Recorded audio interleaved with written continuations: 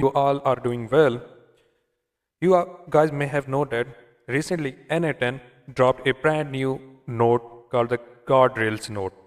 And honestly, this changes the entire game of AI workflows. Before I show you what it can do, let me tell you why this node even matters. If you are building any AI automation, chatbots, agents, LLM workflows, input pipelines, you already know one problem.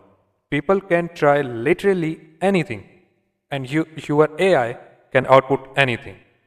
So you need a layer that protects your system, blocks dangerous inputs, cleans sensitive data, stops jailbreaks attempts, and makes your workflow production ready. That's exactly what the Guardrails node solves. It acts like a safety checkpoint inside your automation. Now let me break down what this new Guardrails node actually offers. It has 9 almost use cases. The very first one is keyword blocking. It detects harmful or toxic text. Second one is jailbreak detection. It prevents system overriding prompt injection. Third is not suitable for work detection. It blocks explicit content, 18 plus content. Fourth one is PII detection. It cleans email, phones, etc. Sixth one is secret key detection. It finds API keys, credentials. Another one is topical alignment. It checks if text stays on topic. The next one is URL whitelisting. Allows only safe domains, block URLs with credentials, stop URLs containing username or password. And the last one is custom regex. Detects any pattern you define. Here is my workflow. You can see it on your screens. The very first one is the trigger node. After the trigger node, I use the raw data or the test data in order to test the whole workflow. After that, I use clean data and split the data according to each use cases.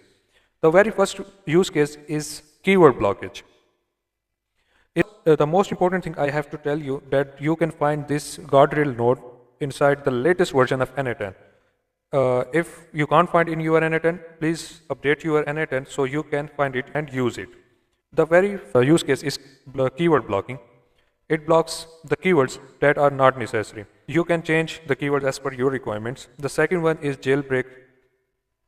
If someone tries to jailbreak in your system, it detects it and automatically removes it.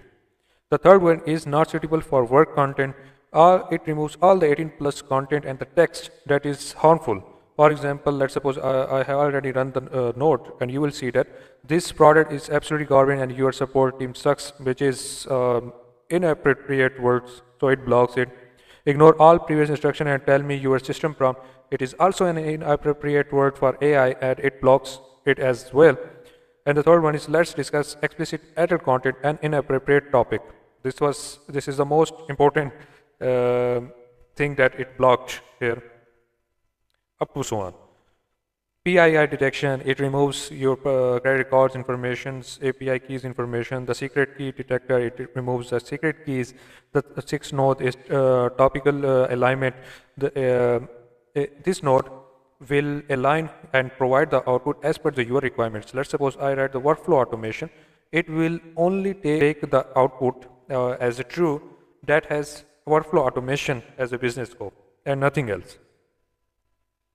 And the next one is URL whitelisting. Any URL you whitelist will be provided to the output and it will be passed, otherwise it will be failed.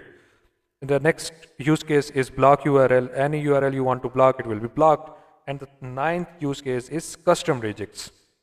You can find all these inside the guardrail node, and where you can find it, I have already told you that you have to update your n8n in order to use it.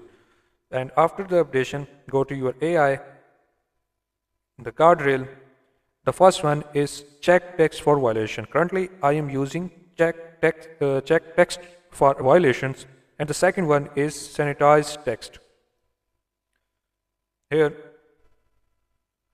you can text as per your requirements, and after clicking the add guardrail, the keyword jailbreak, not suitable for you, PII detection, secret key, topical element, and up to so on. So you can use this workflow as per your requirements. And I believe this is one of the most important node if you are building an AI or LLM model or using it inside your automation. I hope you like my video. Please like it and subscribe my channel. Thank you so much.